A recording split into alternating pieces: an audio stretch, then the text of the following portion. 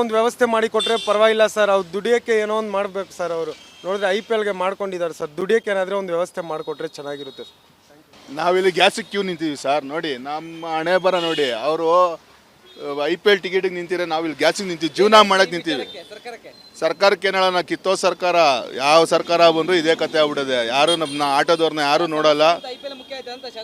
ಶಾಸಕರಿಗೆ IPL ಮುಖ್ಯ ಆಗಿದೆ, ನಮ್ಮ ಬಡವ್ರ ಜೀವನ ಮುಖ್ಯ ಇಲ್ಲ. ಅವ್ರಿಗೆ ಗೆಲ್ಬೇಕಾದ್ರೆ ಮಾತ್ರ ಬರ್ತಾರೆ ನಮ್ಮ ಹತ್ರಕ್ಕೆ, 500,000 ಕೊಡ್ತೀನಿ ಅಂದ್ಬಿಟ್ಟು ಓಟ್ ಹಾಕಿಸ್ಕೊತಾರೆ. ಓಟ್ ಹಾಕಿ ಜನನ ನೋಡಲ್ಲ ಇವರು, ನಮ್ಮನ್ನ ಹಾಳು ಮಾಡೋಕ್ಕೆ ಕುತ್ಕೊಂಡ್ಬಿಡವ್ರೆ. ಫಸ್ಟು ಈ ಸರ್ಕಾರ ತೊಲಗುರೆ ಸಾಕು ನಂಗೆ ಆಗ್ಬಿಟ್ಟಿದೆ. ಅವರೆಲ್ಲ ಹೆಂಗೆ ಬೇಕಾದ್ರೆ ಹಂಗೆ ಸಾಯ್ತಾರೆ ಅಣ್ಣ. ನಮಗೂ ಹಂಗೆ ಸಾಯಿಸಿರೋದು. ಅಲ್ಲಿ ಕ್ಯೂ ನಿಂತ್ಕೊಂಡು ದುಡ್ಡು ಮಾಡ್ಕೊಂಡಾರೆ, ಇಲ್ಲಿ ನಮಗೆ ಸಾಯಿಸ್ತಾ ಇದ್ದಾರೆ.